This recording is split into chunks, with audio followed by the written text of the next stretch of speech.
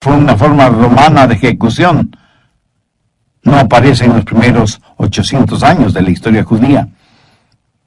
En la Biblia, en los tiempos de David, la gente era ejecutada por apedreamiento. Pero aquí encontramos por inspiración divina una profecía acerca de la cruz. Note la parte final del Salmo 22, verso 16. Horadaron mis manos y mis pies. Segundo, las palabras que Jesús diría desde la cruz. Salmo 22:1. Dios mío, ¿por qué me has desamparado? ¿Por qué estás tan lejos de mi salvación y de las palabras de mi clamor? David profetizó las palabras de Cristo desde la cruz, registradas en Mateo 27:46. Cerca de la hora novena, Jesús clamó a gran voz diciendo, Elí, Elí, lama sabactani. Esto es, Dios mío, ¿por qué me has desamparado? Ahora entienda bien lo siguiente. Jesús no estuvo citando las palabras de David. Fue David quien proféticamente citó las palabras de Jesús. Esta es una profecía extraordinaria. Tercero, las tinieblas sobrenaturales que cubrieron la tierra cuando Jesús fue crucificado. Salmo 22:2. Dios mío, clamo de día y no respondes, y de noche, y no hay para mí reposo. Significa que cuando Cristo estuvo en la cruz, fue de día y de noche. Anote al margen Mateo 27:45, y desde la hora sexta hubo tinieblas sobre toda la tierra hasta la hora novena. Lo cual quiere decir que Jesús estuvo 6 agonizantes horas en la cruz. Fue crucificado a las 9 de la mañana y murió a las 3 de la tarde. 3 horas en la mañana y 3 horas en la tarde. ¿Cree que todo esto sucedió por pura casualidad? ¿Cree que fue una simple coincidencia la profecía dicha por David al respecto cientos de años antes de que Jesús naciera? Cuarto, la burla, el vituperio y el ridículo a que fue expuesto Cristo en la cruz. Veamos los versos del 7 al 13 del Salmo 22. Todos los que me ven me escarnecen, estiran la boca, menean la cabeza diciendo, se encomendó a Jehová, líbrele él, sálvele puesto que en él se complacía. Pero tú eres el que me sacó del vientre, el que me hizo estar confiado desde que estaba en los pechos de mi madre. Sobre ti fue echado desde antes de nacer. Desde el vientre de mi madre tú eres mi Dios. No te alejes de mí, porque la angustia está cerca, porque no hay quien me ayude. Me han rodeado muchos toros, fuertes toros de Basán me han cercado. Abrieron sobre mí su boca como león rapaz y rugiente.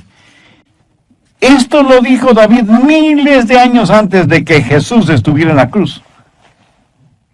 Se cumplió esta profecía. Vamos a Mateo 27, desde el verso 39.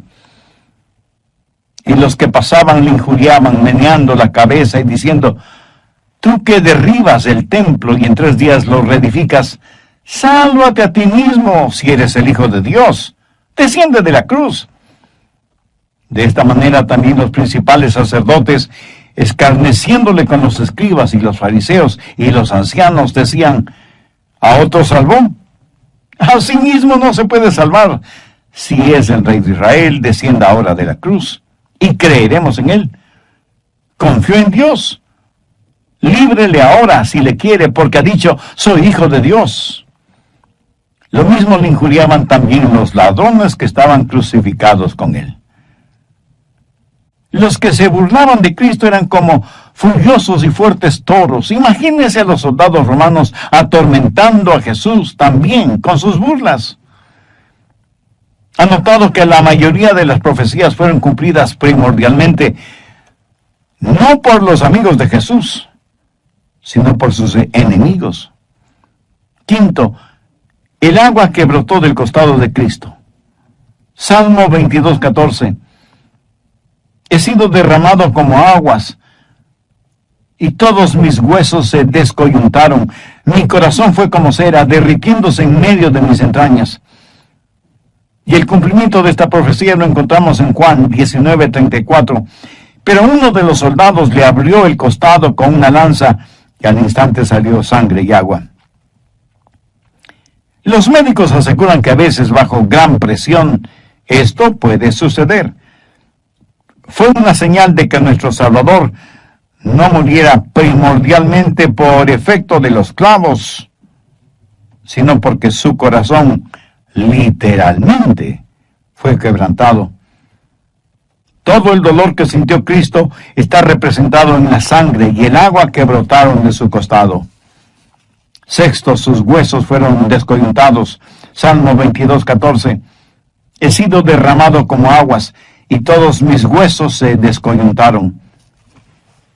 Josefo, el gran historiador secular judío, dijo que cuando una persona era crucificada, dejaban caer de golpe la cruz en el hueco preparado para el efecto, para que con el golpe los brazos se salieran de sus coyunturas.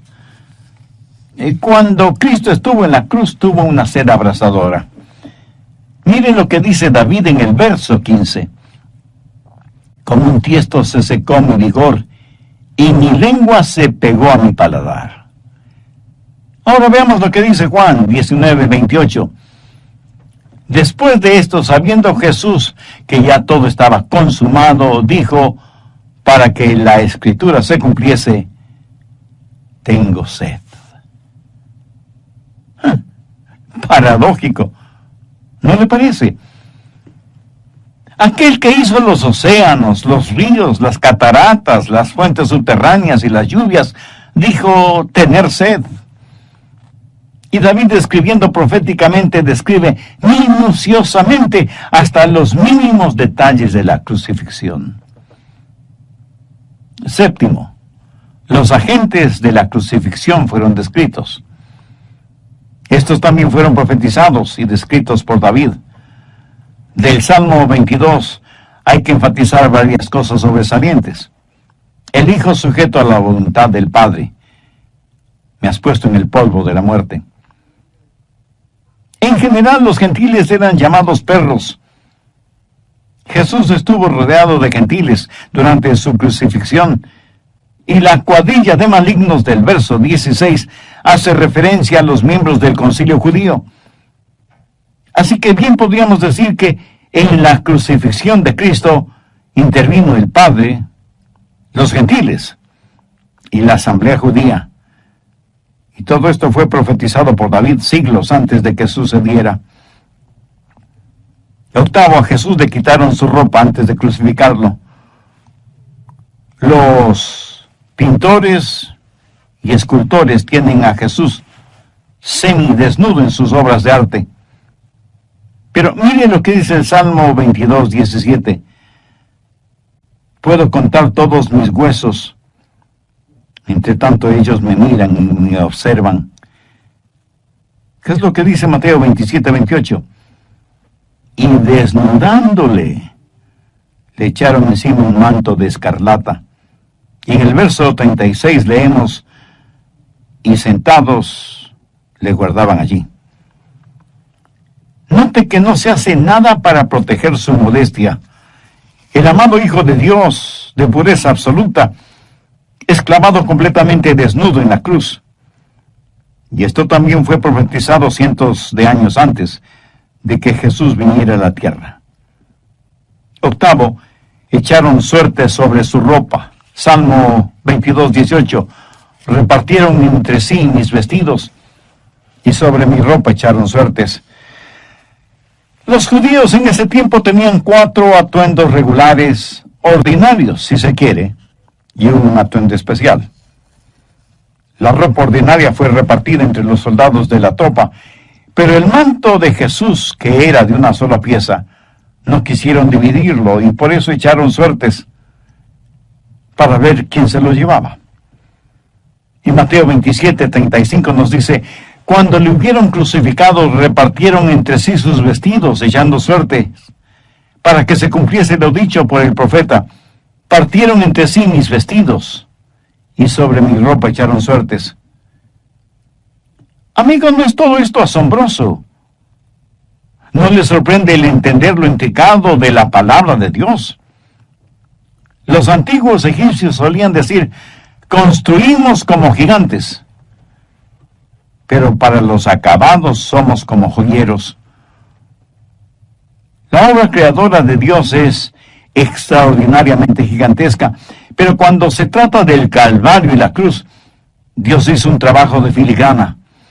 Por eso quiero hablarle de la agonizante pasión de la cruz. Escúcheme, no hay en ninguna parte del mundo sufrimiento comparable al sufrimiento de la cruz que experimentó Cristo. ¿Cómo explicar de otra manera las siguientes expresiones de Jesús registradas proféticamente en el Salmo 22? Dios mío, ¿por qué me has desamparado? ¿Por qué estás tan lejos de mi salvación? Dios mío, clamo de día y no respondes, y de noche y no hay para mí reposo.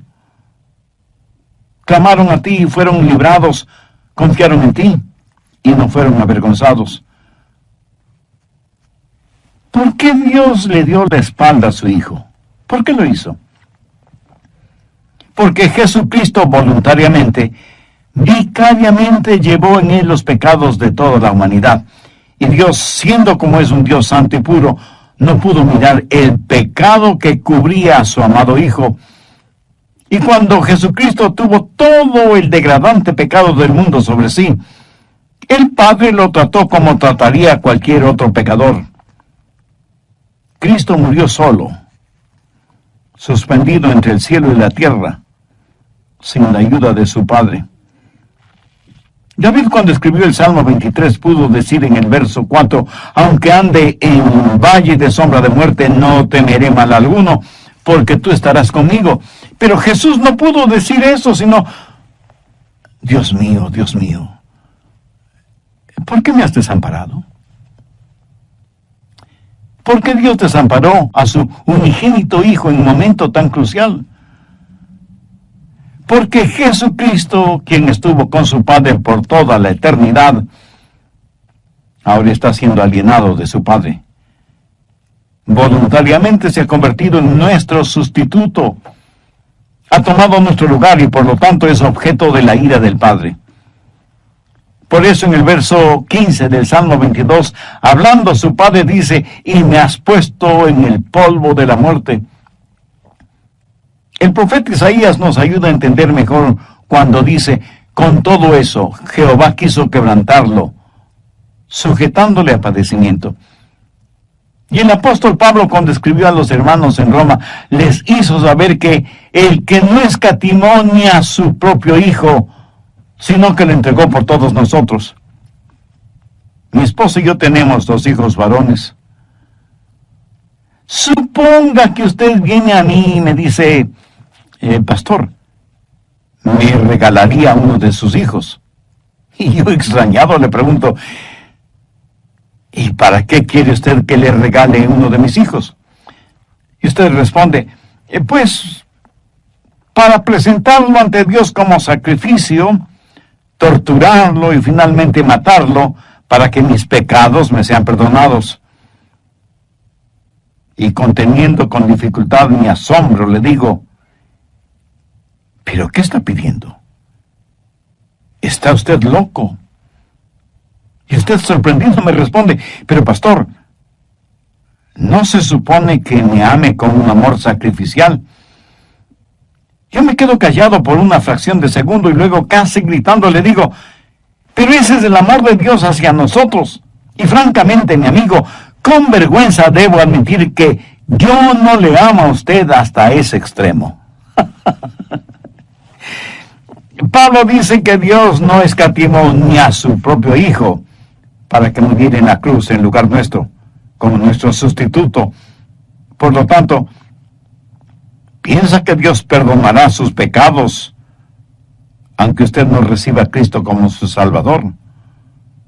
¿Piensa que Dios hará de menos el sacrificio de su Hijo solo para hacer las cosas como a usted le convenga?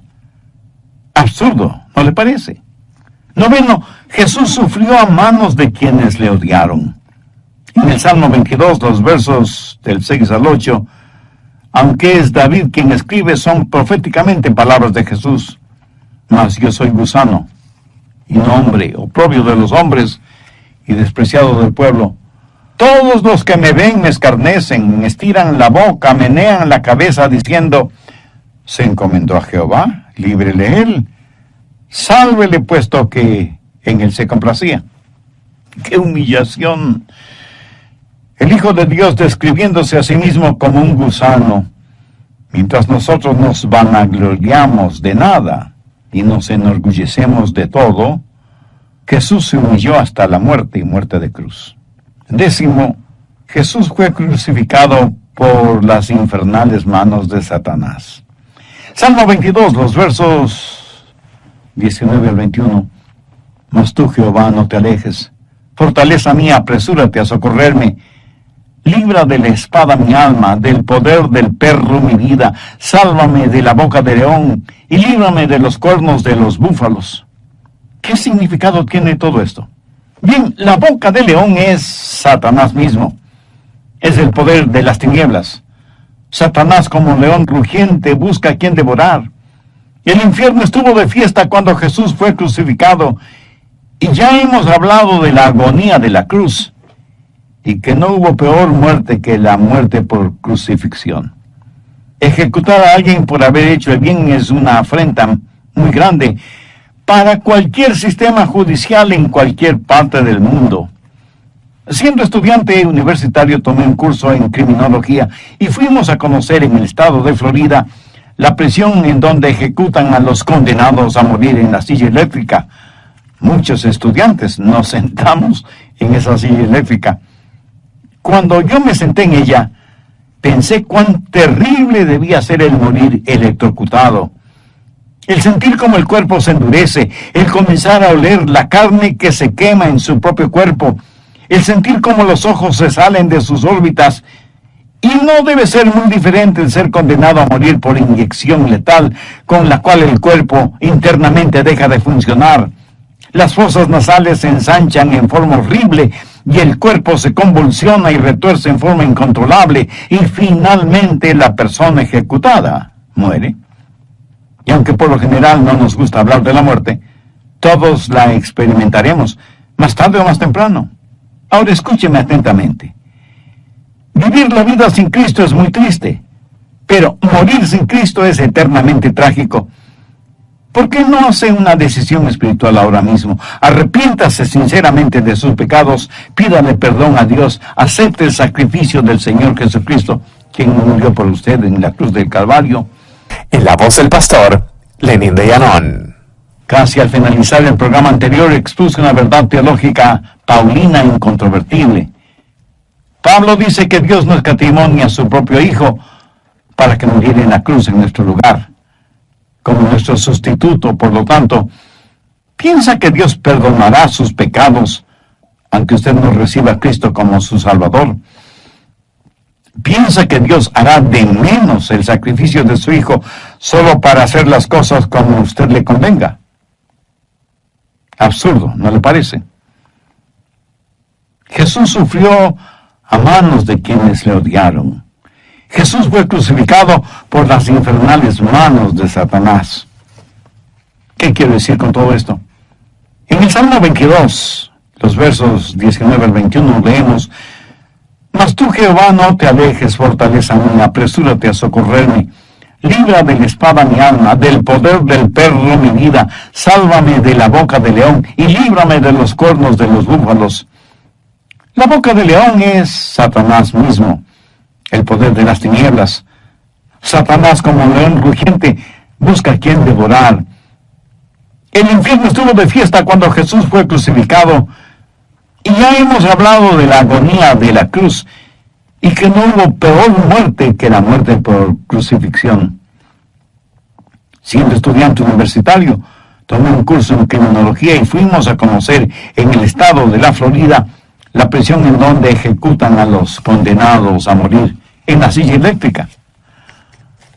Muchos estudiantes nos sentamos en esa silla eléctrica. Cuando yo me senté en esa silla, pensé cuán terrible debía ser el morir electrocutado. ¿Sabía usted que cuando Cristo murió en la cruz, literalmente Él sumergió su alma en el infierno por usted? Quiero decir que Él fue al lugar que todos nosotros deberíamos ir, el infierno. Porque como Pablo lo dijo, por cuanto todos pecaron, están destituidos de la gloria de Dios. Sin embargo, es ese amor insondable, inexplicable de Dios hacia nosotros que inspiraría al apóstol a decirles a los hermanos en Roma, porque la paga del pecado es muerte, mas la dádiva de Dios es vida eterna en Cristo Jesús, Señor nuestro. En solo 6 horas, las eternidades fueron comprimidas. En 6 horas, los pecados del mundo fueron amontonados sobre Jesús, el Hijo de Dios. Murió por las manos santas de Dios, las manos llenas de odio de los hombres y las manos infernales de Satanás. ¿Por qué? Porque por inexplicable que parezca, Dios nos ama más allá de toda explicación o comprensión. Solo Dios puede amarnos a pesar de lo que somos. Y desde un punto de vista eminentemente humano, el amor humano siempre es condicionador. ¿Ha oído la frase, si me amas, te amaré? Pero lo que realmente desafía nuestro entendimiento es que todo esto fue profetizado minuciosa y detalladamente 1000 años antes de que Jesucristo viniera a la tierra. Por último, déjenme hablar un instante sobre la abundante provisión de la cruz. Deseo que note un cambio súbito en el tema del Salmo 22.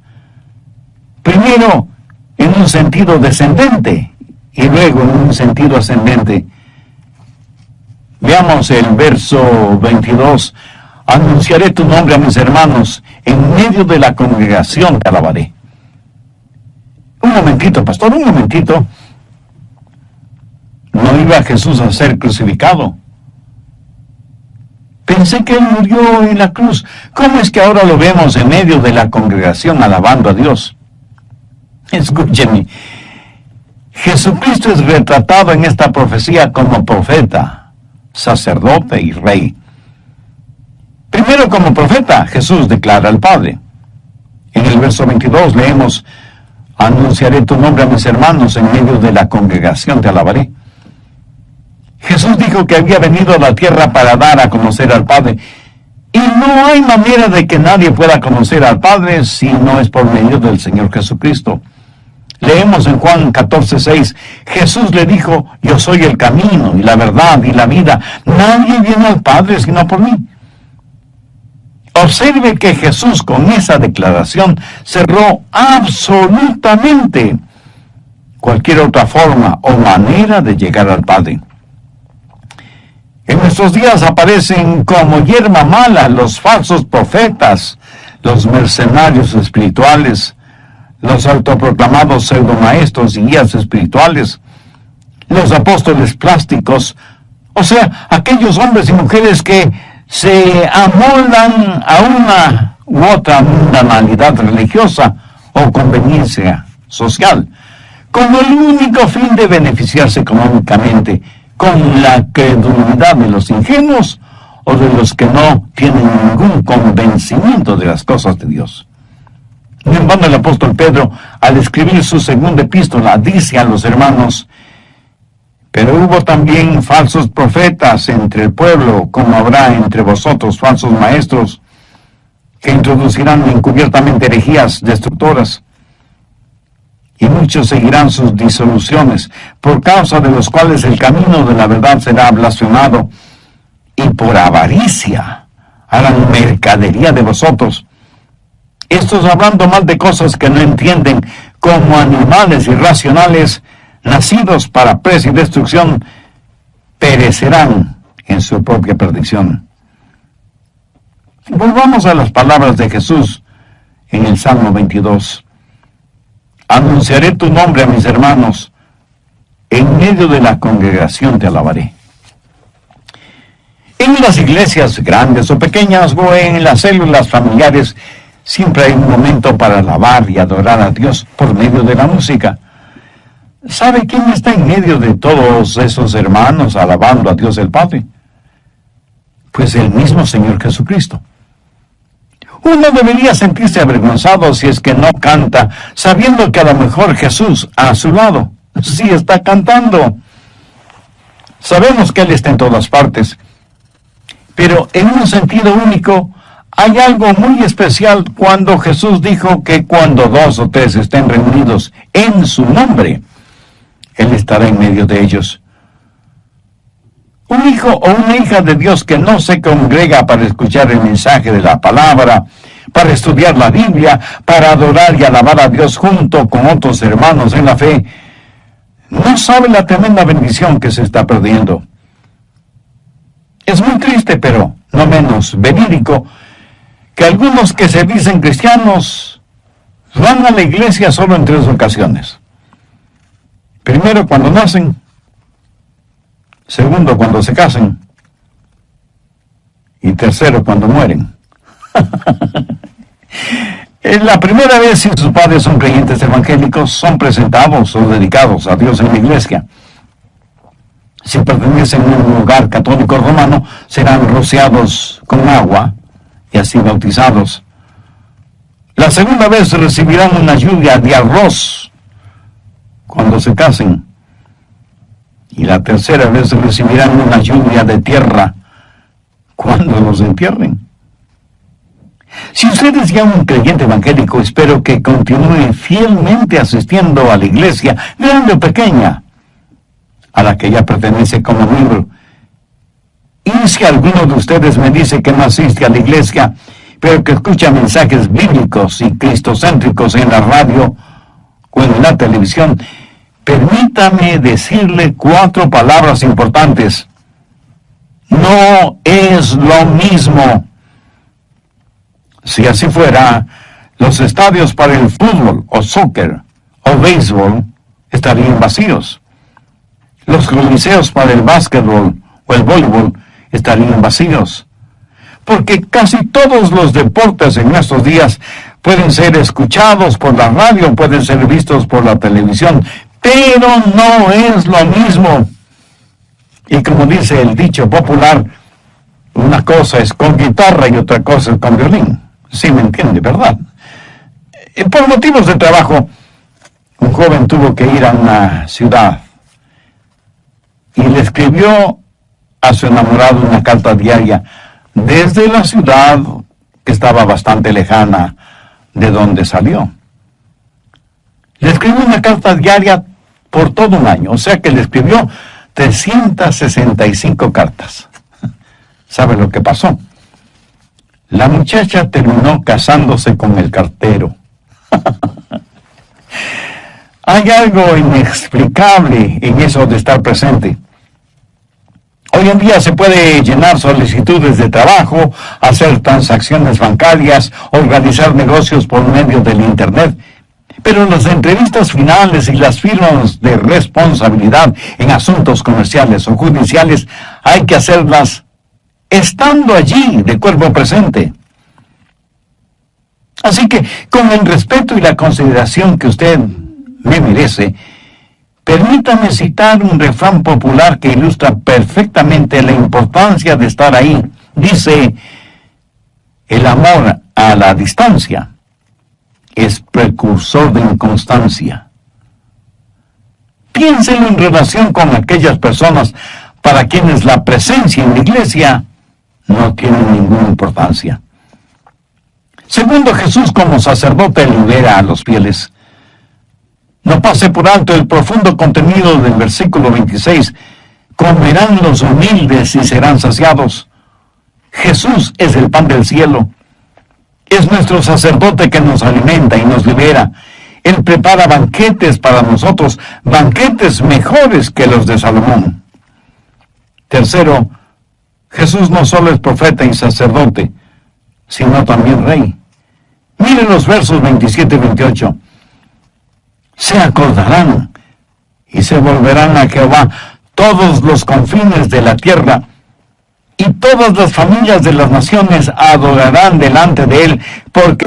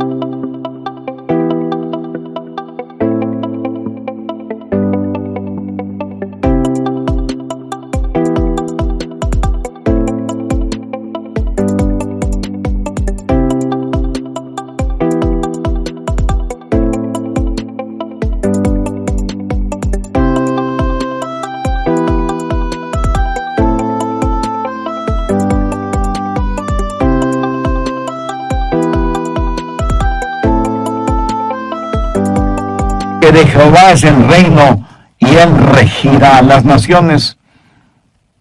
Este Jesús que ellos pisotearon, este de quien el Padre tuvo que esconder su rostro, este del cual los hombres se burlaron y lo vilipendiaron, es el Rey de Reyes y el Señor de Señores. No en vano el profeta Isaías dijo: porque la tierra será llena del conocimiento de Jehová, como las aguas cubren el mar.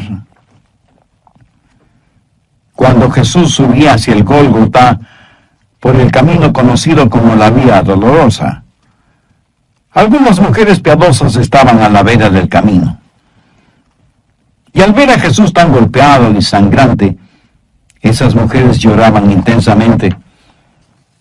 Al verlas así, Jesús les dijo: hijas de Jerusalén, no lloréis por mí, sino llorad por vosotras mismas y por vuestros hijos. Esta es vuestra hora. Mi hora todavía no ha llegado. Escúcheme con atención. Su hora llegará, o sea, la hora del Señor.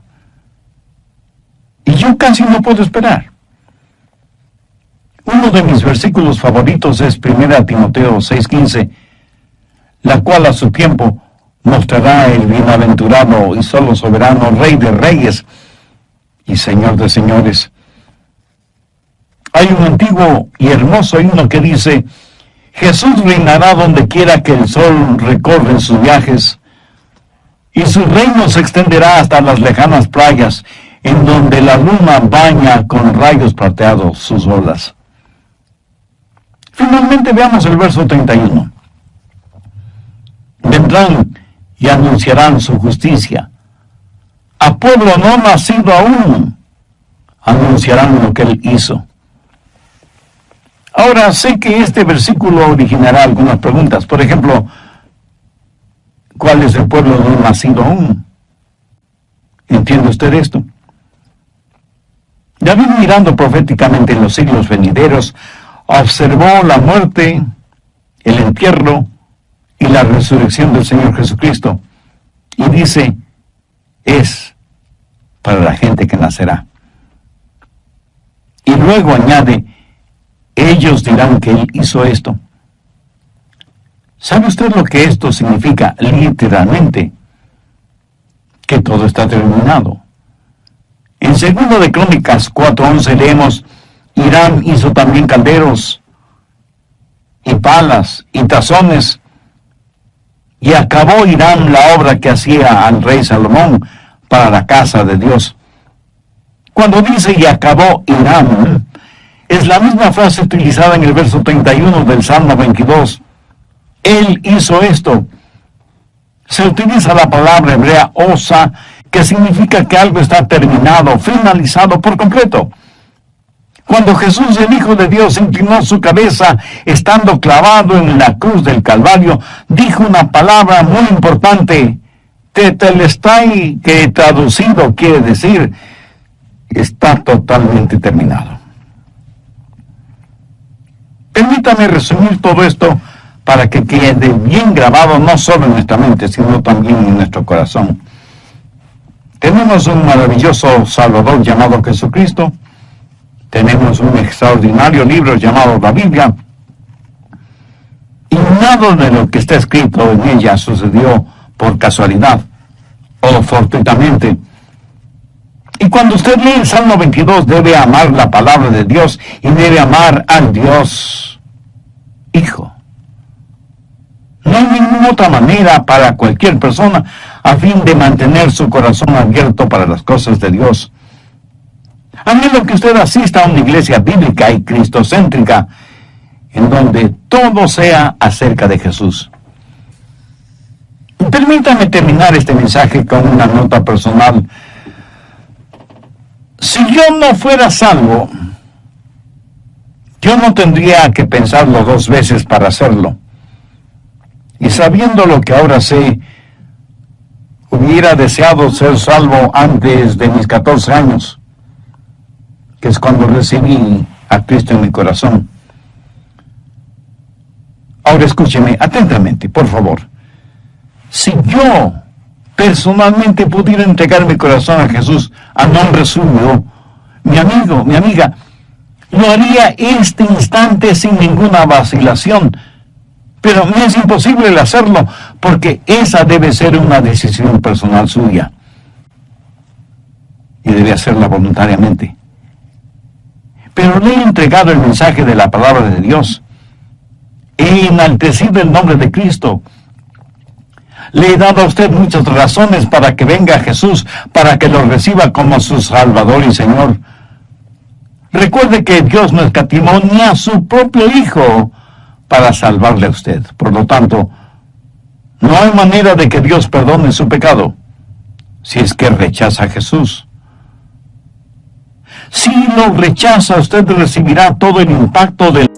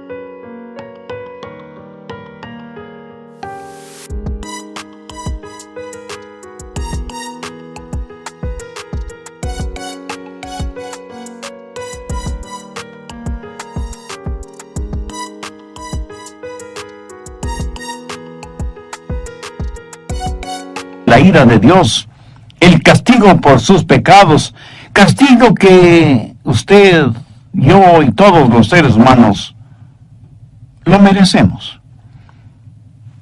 Si este momento usted quiere aceptar a Cristo y tener una relación personal con Dios por medio de Jesús, si le gustaría tener la seguridad de la vida eterna y que cuando muera se irá al cielo, si quiere aprender a adorar a Dios en espíritu y en verdad, le invito a que ore conmigo la siguiente sencilla oración, pero dígala con fe, con sinceridad, depositando toda su confianza en Dios.